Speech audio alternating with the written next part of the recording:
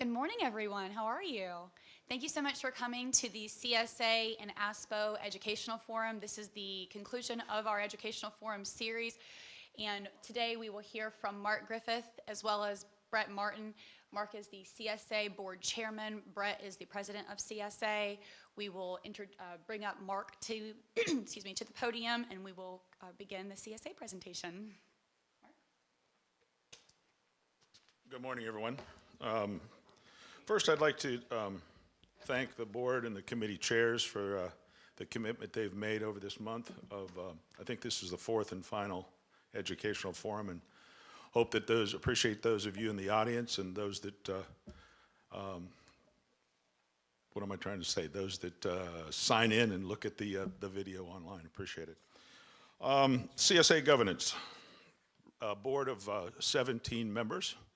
9 are Class A residential directors, 3 of which are elected each fall and serve a 3-year term. 4 commercial directors elected by the commercial interests, and then there are 4 directors appointed by Riverstone, the resort. We meet 8 times a year, and we are looked after by an executive committee. The executive committee is elected annually by the board. I serve as chair of not only the board, but of the executive committee. Michael Tucker is a member of the executive committee, Dave Borghese, Carolyn Adams, Don Sigmund, member at large, and Charlie Miner sits in as a non-voting member on behalf of ASPO. We meet also 8 times a year, and as needed, as events might arise. The executive committee's primary responsibility is to set the agenda for each of the CSA board meetings. There are currently 12 either standing committees or task forces. There's a board member chairing each one of those. That member is appointed by the chairman of the board. And those, you've heard from most of these committees over the past month. Finance, gate, trolley, governance, landscape, maintenance and major projects, safety, security, and communications. I'm not going to go into explanation of each one of those because you've heard those explanations. New this year is a long-range strategic plan that was formed in or approved in 2014. We felt it was time to take another look at that and update. So that's a new standing committee this year. Gate configuration, government liaison, ARB liaison, legal task force, short-term rental, and the joint ASPO CSA traffic task force. There are 4 related entities: the Sea Pines Forest Preserve Foundation, Six Oaks Cemetery, the Beach Trust, and the ARC. 3 of those entities are, the directors are your executive committee. They look after the operations of the cemetery. They look after the operations of the Forest Preserve, Beach Trust. And then there's the ARC.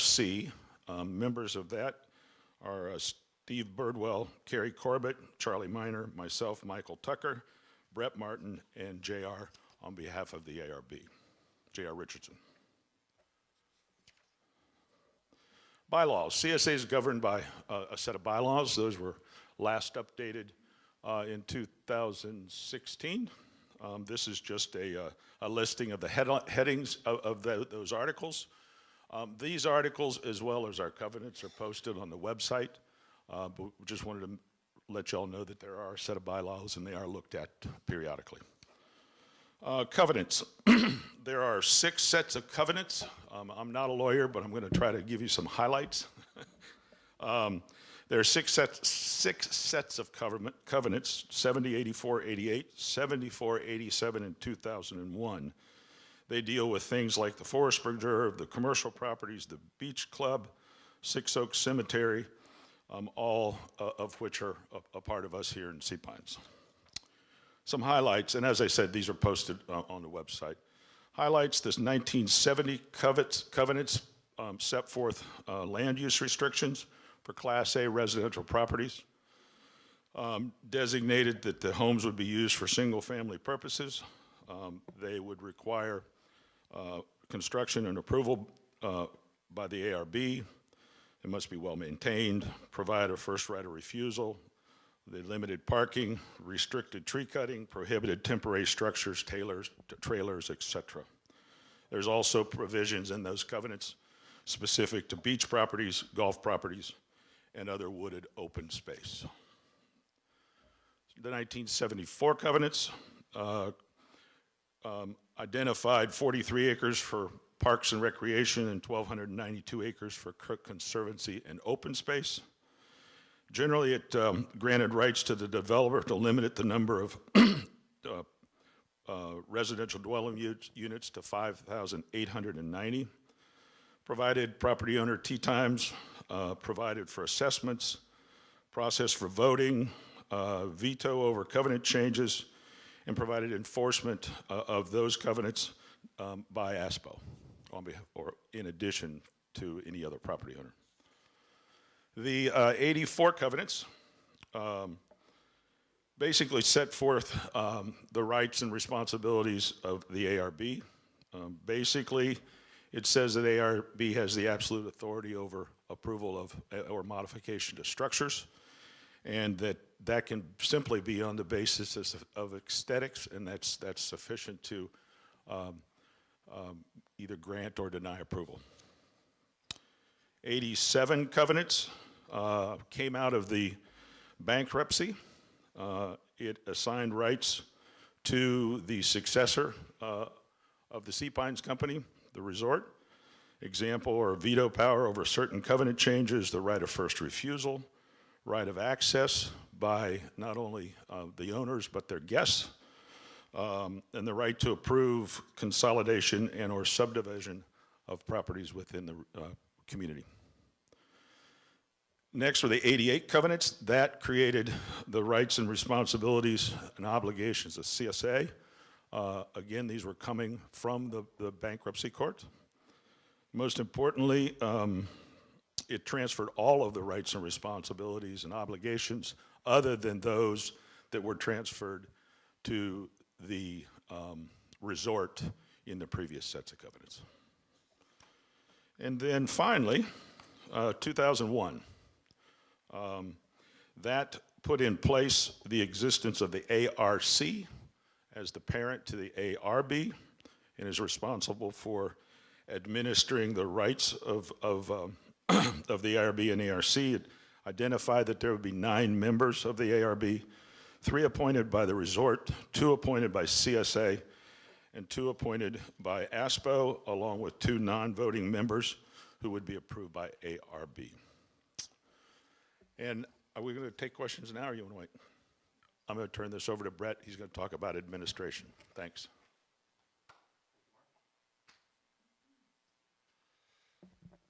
Okay, good morning, everybody. Let's go ahead and move to the next slide. Give you a little perspective on CSA. You heard Mark talk about the related entities, but basically the organization is structured as this, with the CSA Board of Directors and the 17 directors who I report to. We have all the committees that also report to that board and make references to the board and refer recommendations to the board. We have the CSA Executive Committee, which, as Mark indicated, also serves as the board of 2 different entities. One is Six Oaks Cemetery and the other is the Sea Pines Forest Preserve. So that executive committee acts as that board, and you'll hear references to the board of trustees of the Beach Trust or of the Forest Preserve taking actions. That's the group that is the board of those 2 separate entities. And then we also work as CSA with 2 related entities. We have service agreements with ASPO, and we do the administrative services for ASPO, putting together their financial statements, paying the bills, collecting the dues, and preparing information for the ASPO directors specifically. And that we also have a couple of employees that are related to ASPO and the ARB that are actually CSA employees. So from we contract for services to the ARC and ARB, and we have 2 employees that are CSA employees that administer the ARB, and then we have one employee who administers the ASPO's covenant enforcement. They're the land use monitor, and those are CSA employees, and we contract their services to those two different entities, so that covenant enforcement, which is a part of the ASPO role, can be done through that land use monitor, and of course the administrative functions of the ARB are handled through two employees that are CSA employees but are contracted specifically for ARB activities. We also have the Architectural Review Corporation, which sits as a financial entity primarily, but makes the members of the ARC make appointments to the ARB. The ARB, however, is an independent body. They are an independent board that administer their own functions as set out in the covenants. So once appointed, that ARB board basically acts on its own and enforces the architectural review rights that are established for it by the covenants. Okay, then CSA. Staff-wise and organizationally as a structure, we have several different departments. And this is CSA specifically. We have our maintenance enhancements and major projects. Bo Barnett was our director of that. We have Jared Mays, who is actively doing that. It was Bo's assistant until we find a replacement for Bo. But they're involved in the roadside, open space mowing, leisure landscape maintenance, beach path, beach walk, lagoon maintenance, stormwater drainage, all the planning, all the capital replacement, basically our roadways when we contract and we do engineer the new designs or the redesigns and re-implement those roadways. They are involved in that, and Bo oversaw that, and his replacement will continue in that same venue. We also do the yard waste pickup, which we will be resuming here in March soon, so we'll get an announcement on when we will do that. We've already been out doing a little bit of that now, but that's a pretty big operation actually. We have several loaders, 3 large front-end loaders. We have 4 large trucks, pickup trucks, dump trucks basically, that operate that, and then we have a very large recycling facility that with our largest piece and most expensive piece of equipment, which is a tub grinder, which is $1 million piece of equipment that sits out to recycle that debris into mulch and then deliver that back out to property owners. Then we have Director of Communications, Amanda, who is here, and these are some of the tools that she uses, but she does much more than this. She answers a lot of questions, and she is a recipient of many of the questions that comes back in from whether it's our email distributions or through our website. Amanda's the point person to research and get back answers to questions as best we can to those inquiries from property owners. Then we have Toby McSwain, who's our Director of Safety, Security, and Transportation, which includes our trolley operations as well as gate operations, our administration for property owner IDs, records actually at the front end when a property transfers. They get the information from the attorneys, and they enter the new information into our database so that we are updated on who the owner of each property is, and then when that owner comes in, we will assign their gate pass decals as well as get their property owner IDs, give them some information about, and try to answer their questions and give them information about CSA and C-Pines and the activities that they get to participate in and information and where they can find information.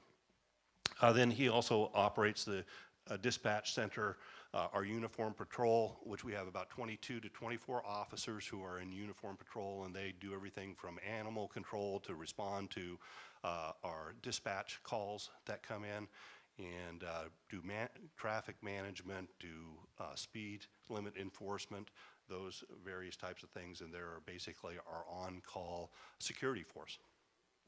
And let's see, did I miss anybody there? Trolley operations, we have as we get into the season here, as we go into March and April, we'll start back up in our trolley operations. That's a pretty sizable operation for us. It's about a $400,000 a year budget for the staff that administer that, and we try to get people around the community through the commercial areas with, and try to keep the traffic off the roads by doing it through the trolley system. Then we have David Henderson, who's our Director of Special Projects and Operations. And David gets all the stuff that just doesn't seem to fit in some other place. So he gets Six Oaks Cemetery, the Forest Preserve. He operates the community center with John here, operates and administers activities at Tower Beach. He does things for the Beach Trust, so David's very heavily involved in our beach renourishment programs, working with the town on those types of things. He does a lot of liaison work with outside entities like the Department of Natural Resources. We have an animal control process here where we are actually a wildlife refuge here at Sea Pines, and because we are designated as such, we have reporting requirements that David fulfills with Department of Natural Resources so that we make them aware of our herd sizes, for example, any activities we have related to alligators or pests or raccoons or any kind of thing like that. We have a reporting structure as a wildlife refuge that we work through, and David fulfills those requirements as well. Then we have Victoria, who oversees our finance and administration, which is information technology, human resources, accounts payable, receivable, accounting, payroll, legal, risk management, and investment. So contracts all go through Victoria. You know, those commitments that we have, she has a detailed set of financial policies that she's responsible for administering and making sure that we're in compliance with, and works with Dave Borghese, our treasurer, to make sure that Dave is up to date on those things and what those activities are, and Dave reviews with Victoria to make sure that we're in compliance with all of our policies, whether they're investment policies, cash handling policies, banking policies, whatever those might be. And then, as I mentioned earlier, we have other affiliated entities that we have some employees that work there, and that's Dave Risk and Ken Rabin and Suzanne at the ARB. Okay. You know, CSA's mission is to protect, maintain, and enhance the resources of Sea Pines for the benefit of the Sea Pines community. We actually have a lot of documentation that relates to this. We have our articles of incorporation that are filed with the state, and we are, you know, mentioned as a mutual benefit organization. And that's how we file and how we receive our tax status from the IRS, which is tax exempt. So by being the service company that serves, not only do we provide services to CSA, but we supplement governmental services. So for security purposes, we do infrastructure, we do stormwater, all of those things that would normally fall into a township or some other entity that's a public entity. Because we serve those needs, we get this status as tax exempt. So your dues are not taxed, and any profits that are left over at the end of the year are not taxed. Those can be retained for future investments. That's okay. In 2015, the Board of Directors in February adopted the Long Range Strategic Plan, which included this statement of organizational strategy, which was 14. Okay. Is that right? Have I been here that long? Yeah, there we go. 2015. Okay. You make me feel I was here another year. Which incorporates our 4 key strategic objectives, and I'm going to talk a little bit about those because we've incorporated that long-range strategic plan into our annual business plan, and every department's plans and their objectives that you may have sat in on are related to this plan and where we're moving in the future.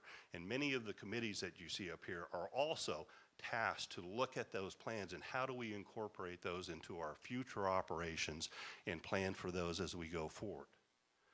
So with that, go ahead, move forward, Amanda. You know, as I mentioned, we do the finance administration of information technology, maintenance enhancements, major projects, all of those departments, and we roll all of those different strategies into these departments, into their individual strategies. So they all have sections that are related to exactly what we're doing from the long-range strategic plan. Additional organizational service providers. Our law firm is McNair. We've been working with McNair since about 2000 now. We have a wealth of information that has been provided by McNair.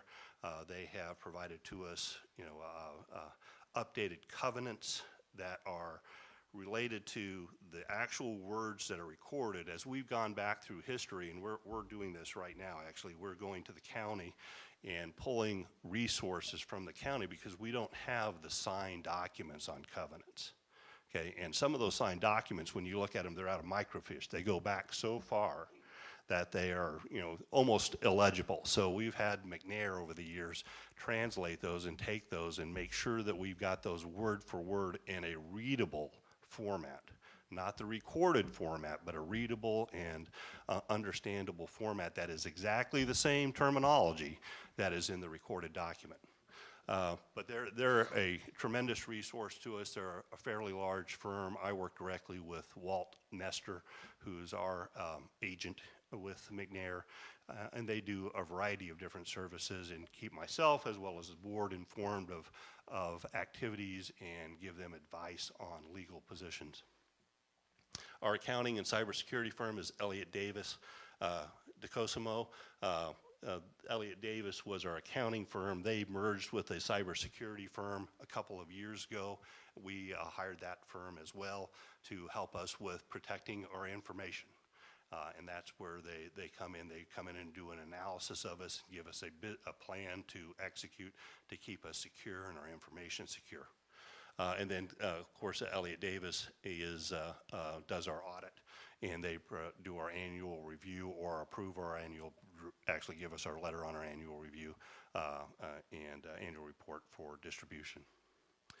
Banks and banking, we utilize a lot of banks and banking because of the assets that we have and the funds to make sure that we get our FDIC, but our primary bank that we utilize for most of the services for transferring and for our functions on a day-to-day basis is BB&T. We have a company called Converge Services Incorporated who assists us with franchise negotiations. Right now we are talking to a couple different companies and one is Time Warner and the other is Hargray, and we're also working on some additional cell tower leases that might improve our service coming down the road. None of those are final at this point, but CSI is a consulting company that assists public entities as well as private communities in negotiating these deals so that we can get ideally some money out of it as well as improve services through the community. And they were a part in our discussions with Hargray. They came on mostly after that, but they will be working with myself and the board on new ideas on how we can improve our technology services in Sea Pines. Public and community relations firm is Denarius Group. This is a relatively new acquisition as part of the long-range plan. The board sent us in the direction of getting some assistance in communications, and Amanda has been working diligently, but we're trying to find new ways that we can better communicate and engage the property owners with CSA. And Denarius Group has recently been hired to help us with that, as well as help us present new ideas and thoughts to not only the Sea Pines community, but the broader community at large. But if we have something that's a concern to us with the town, they're going to help advise us on how we can best communicate those concerns to the town and ideally get some good resolution from the town on those matters. Insurance brokers are Beacon Insurance. Investment securities is Morgan Stanley. We have a pretty good sized portfolio that Victoria and Dave work with the finance committee on our strategies for that and keep that updated. As you might imagine, we have fairly good reserves so that we are trying to utilize those and make as much off of those securities so that we can maximize our revenue from those securities as well as minimize our risk. And then our digital communications, and this is also a fairly new group. Last year we engaged Raul Murdy, who is a Charleston organization. They've done a lot of development websites as well as community websites. and they are helping us with digital communications. They're broader than just a website developer, though. They can help with digital communications. Their first project with us is the website, which we'll be launching in March. Okay. So some key achievements for 2016. We've completed the reserve study. A draft reserve policy has been completed and reviewed with the chairman. We've got the key assumptions for that policy that is now going to be recommended to the board. We anticipate that recommendation to go to the board at the next board meeting for the reserve policy. It will incorporate also a stormwater study that we've recently completed, and the information on stormwater, as we're still getting familiar with that information, it was completed late in the fall, and actually we had a meeting yesterday with the engineering firm to go through some of the assumptions. We'll be updating that and bringing that forward in conjunction with the reserve study. We have a comprehensive financial policies have been established and updated with an investment policy that's been incorporated into them, and the reserve policy will be submitted to the board, as I mentioned, in March. We have a draft business plan, 5-year comprehensive plan that forecasts our operating expenses as well as our reserve requirements, as well as some enhancements that are being requested for presentation to the board to see what the big picture looks like from a financial perspective. That will be going to the board in March as well. And then, as I mentioned, the stormwater system engineering study has been complete, and that was an exhaustive study of our stormwater system. We know where every grate is. We've actually got pictures of the condition of all of our structures. We have 170 control structures, which are gates that move water throughout Sea Pines. Okay. We have almost 1,200 inlets, pipe inlets that go through Sea Pines. We have pipes going under the ground all over. They all connect the lagoons. This is a very large system of interconnectivity. A large part of the outside of Sea Pines actually comes through Sea Pines, through the Lawton Canal entrance. So South Forest Beach, for example, comes through us to go out Lawton Canal and out the gates. And that was the design that was done way back when. And that is what we manage with the town. We have an agreement with the town, and we are trying to get funding from the town to make sure that we update and maintain that system. So this was a big part of getting forward on how we need to manage that and make the necessary improvements and protect homes. This is a property protection plan to make sure that we are updated and this system is in shape to do the job that it was originally intended to do. And we've got a lot of work to do on that, and that will be coming forward to you in future meetings as well. Okay, development and adoption of a comprehensive communication policy. Our strategic objective was to initiate a community-wide partnership aimed at perpetuating Sea Pines Plantation as a world-class resort and residential destination. So communications, trying to find out what you want, and how we can do that and communicate the challenges that we have with doing that, as well as with the opportunities that we have in doing that. And Amanda came on board a year and a half ago now, almost, but has been tasked with improving that system, and I hope that you have seen some improvement in our communications, at least on the outbound perspective, where we're sending out as much information as we can about the storm or upcoming activities, that kind of thing, through our email system, and we're still establishing and trying to evaluate how we can improve on that as we go forward. But Amanda did get some policy components that have been adopted by the board now on things that we want to make sure we post on the website so that you have that information and that we communicate that out, and more will be coming on that as we move forward in 2017. Develop surveys, focus groups, and other communication systems to better support and define the scope and priorities of all key initiatives to support the communications policy. So we've done several surveys. Some of you have participated in those surveys. We did a large annual survey. We will be doing an additional annual survey this year, a comprehensive survey. We will also be going out here soon. We're working with USCB on a survey to determine, I think you saw one of the task force was the gate configuration. ideas for gate configuration to help improve traffic flow. We've done 2 years of traffic study at the gate, where we have compiled everybody who's turning left, right, in, out of all of the different entrances that go along the Greenwood corridor up to Club Course. Entering into the Sea Pine Circle, coming out of the Sea Pine Circle, turning left or right into Publix or onto Office Park. And we have all that data now that we can compile in. We have done a survey of the land, so we know the meets and bounds of all of our property out there and then all the adjacent properties. We have worked with the Circle to Circle group on their ideas and want to bring some of those ideas into a possible plan to improve gate entrance at the Greenwood Gate. And that will be coming forward in 2017 as well. Let's see. Implement, I won't go through every one of them, but I think I want to hit some highlights here. Implement a new seapinesliving.com website. I'm so excited to have a new website coming that is going to be so much better than what it was in the past. As far as finding information, searching for information and getting results and becoming an active way for us to communicate and for you to get things done. We anticipate that not in phase 1, but in phase 2, this will become a live portal for transactions and information so that you can go online and eventually get your gate passes done, do things along those lines, and you will not have to go to the office to get all your information.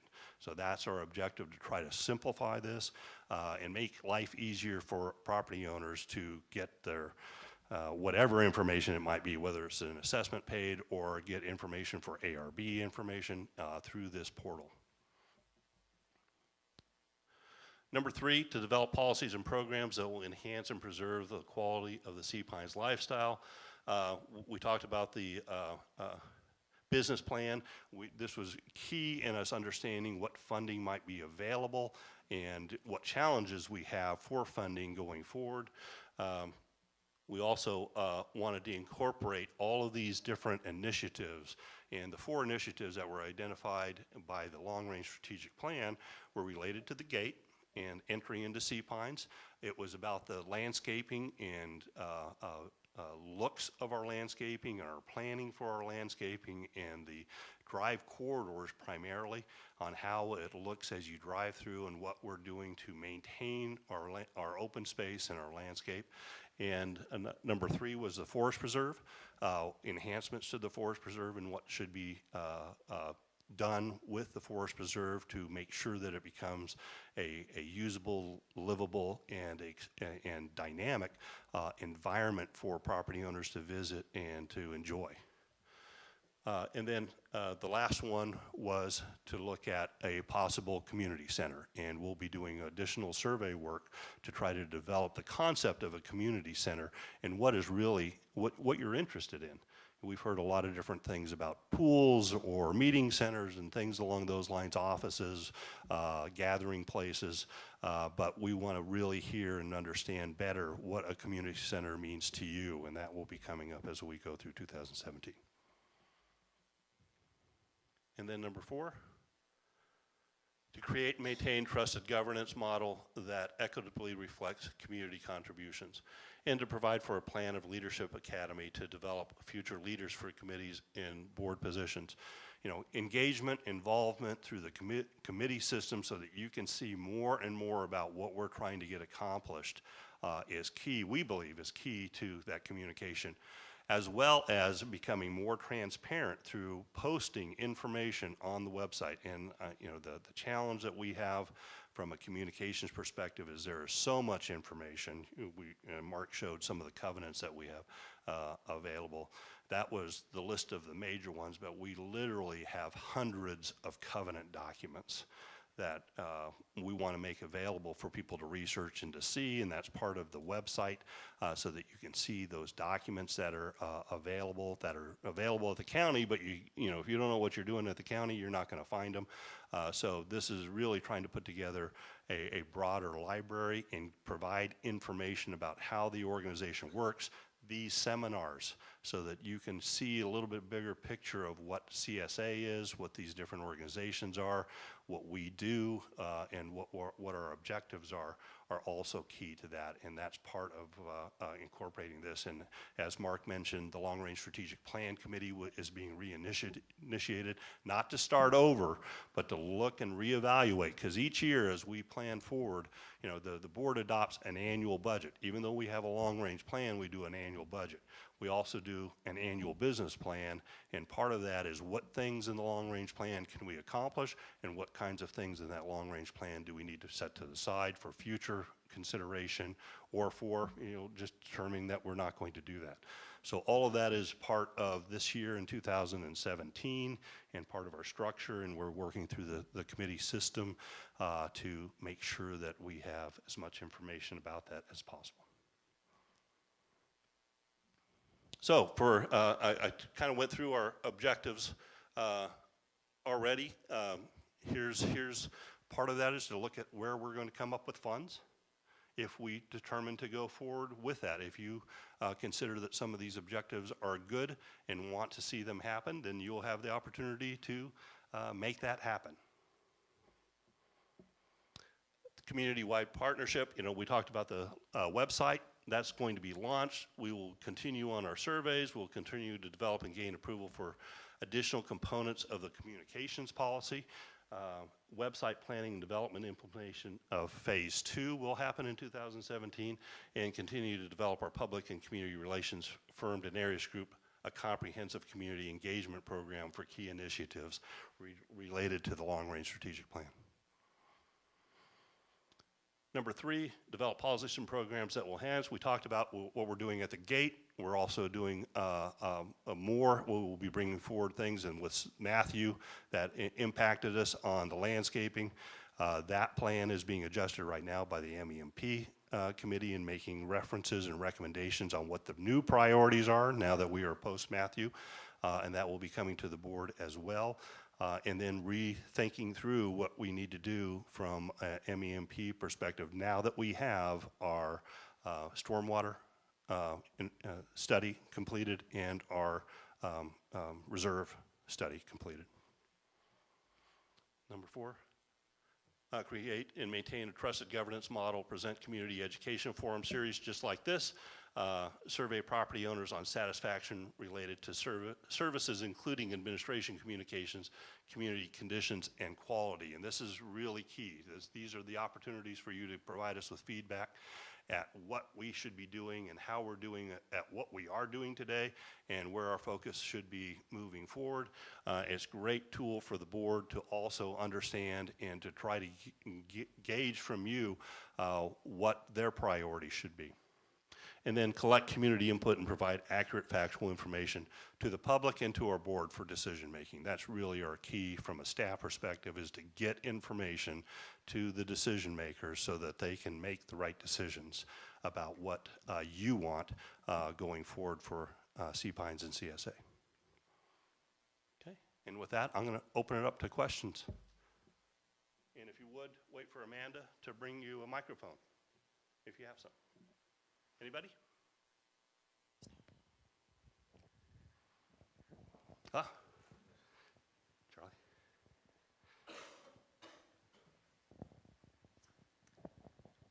Actually, I have an easy question. Oh, good. You talked about reserves. Give me an example of what you're talking about there. Reserves being property, being equipment, being what? The reserves are assets. They are liquid assets. It's basically in our infrastructure reserve funds there. The reserve study itself is a study of our assets and the replacement time and condition of those, when those need to be replaced, so that we have a forecast of when we need funds as well. Okay, I had a question on communication, but I understand the Denarius group is relatively new, so I'll skip that for right now. Others? Okay. Oh, yeah, sorry. I have a quick question. Well, first of all, I've attended some of these meetings, and they have been really informative, and they've explained a lot. And it looks like, you know, since we moved here, the governance has become much more complex and buttoned up, especially in terms of the committees that do so much. And what you had in your last slide about the feedback, back to those committees, I think is really important, because so much now, when you go to a board meeting, really everything has already been discussed and things come to the table and they get passed. And I think it'd be useful for everyone to know how you can get feedback to the committee on an issue that's dealing with a certain issue. I'm not sure myself if I understood that from your presentation.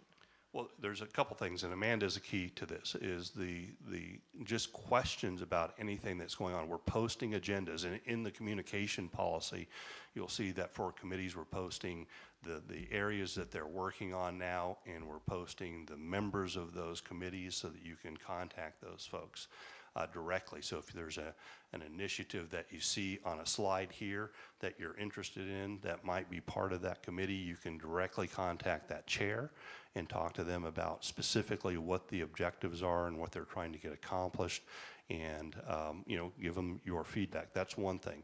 Then we try to do, through a survey perspective, a more organized and overview of that, so that we can get a temperature, if you will, of the entire community on specific subjects. So, as I said, that will be coming forward. We've done a landscape survey. We did our overall community survey that helped us focus on these 4 areas and prioritize those areas for us, so that now as we come forward with the ideas specific to completion of like landscaping and or the gate, those will then be prepared and presented to the community as well. So you see something that you can then comment on. And I think that's going to be critical for our movement forward on what we're doing in the community. And, I think over the last couple of years that I've been here, 2.5 years, we've come a long ways in trying to do that, but I don't think we're great at it yet. So I'm not supposing that we're doing a tremendous job. We just want to make sure that we're trying to do everything we can to get that feedback into the organization for the board to make those decisions. Yeah, I think part of that would be posting, committee notes really quickly, as messy as they might be. Yeah, I might also say that I think the board and the committee chairs over the last several years, specifically when the trolley station was proposed on South Sea Pines Drive at Greenwood, I think that was a big awakening, that the activities of these committees can move through a process and then arrive before the board, and the board can believe that it's acting in good faith, but we really haven't reached out to the community to get feedback. So I think all of the committees are quite aware today that when something's being proposed that the committees are recommending to the board that they think is a very positive change, that we've got to go to the residents. We need to hold a community meeting. We need to explain what it is that's being proposed and get some feedback. So I think we've come a long way in that respect. So 2 other really very specific thoughts after the series of meetings. One relates to the town and the security committee. It seems to me as though the relationship with the town could be institutionalized with someone on the safety and security committee whose sole reason to exist is to interact with the town. And I know that Michael has said maybe we should have volunteers from the community. Well, that's sort of haphazard. I almost think it has to be institutionalized. There has to be one member that is responsible for that and deals with it. Well, I agree with you, and I think you may recall that this past election cycle, there was some questions about just that. I'm a believer that Brett, CSA needs a full-time position, a liaison with the town, who, it's difficult for us to rely upon the community to be at every single committee meeting of the town, council meetings, planning meetings. So I happen to believe, and we got to get to the point where we have a budget for it, that we find a young political science, person that you can bring on staff that's sole responsibility is to go to every one of those meetings and provide information back so we don't get surprised. Yeah. That's an objective. Whether we can find that in 2017 is doubtful, but it's an objective in my opinion, from my perspective. I agree.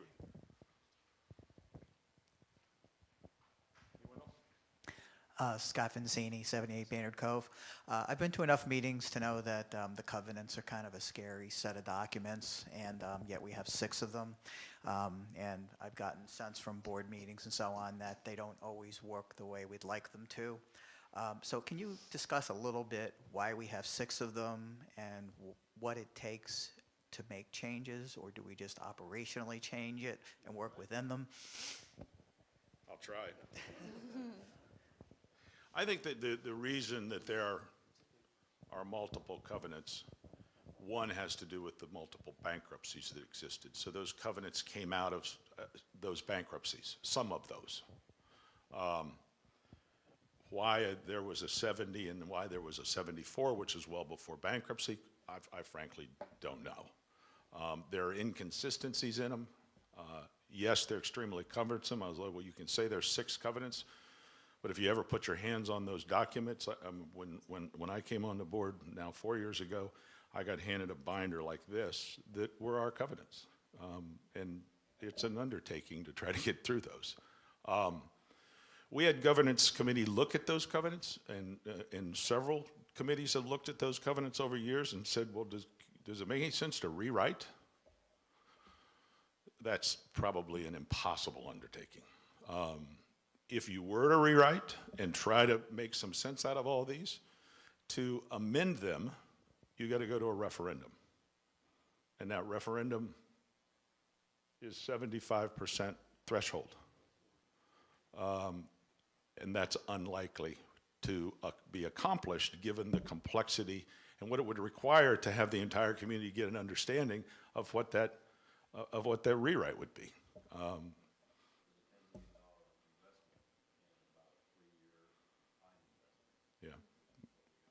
Yeah. So we have what we have.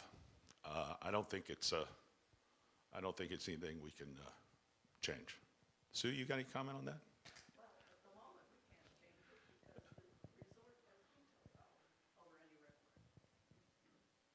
At the moment. At the moment.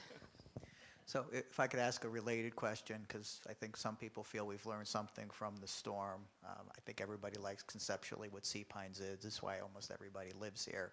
But on the same token, is everything that was created at the origin, kind of like the Constitution of the United States, can we not change anything? How do we operate within that, and do we even want to? It sounds like we don't want to change documents. Well, do we want to do things operationally where we learn maybe that not everything that this was founded on is perfect today? Yeah, and I think wearing my ASPO hat, and Charlie's going to speak about ASPO here in a minute, we recognize that there are quite a number of improvements that might make sense.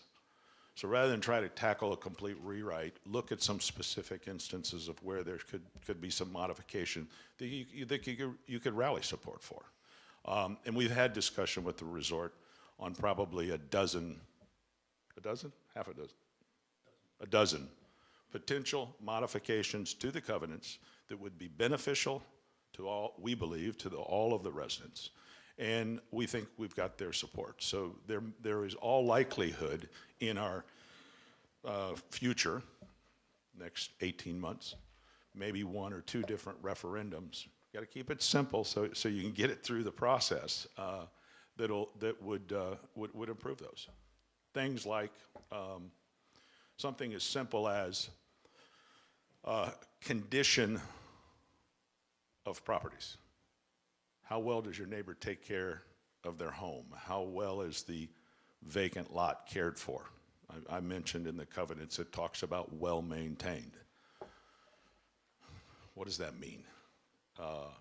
We need to get some teeth, and that's where we'll have to go to the community and say, do you support setting forward some criteria, setting forward the ability that if you don't maintain your property to a specific condition, that there is a right to assess you a penalty, allow either ASPO or CSA to go in and correct the problem if you haven't corrected it over time, lien your property. I mean, those rights don't exist in the covenants. They just say you'll take care of your property, and there's no teeth. So that's an example of something that you'll probably see in the near term. Other questions?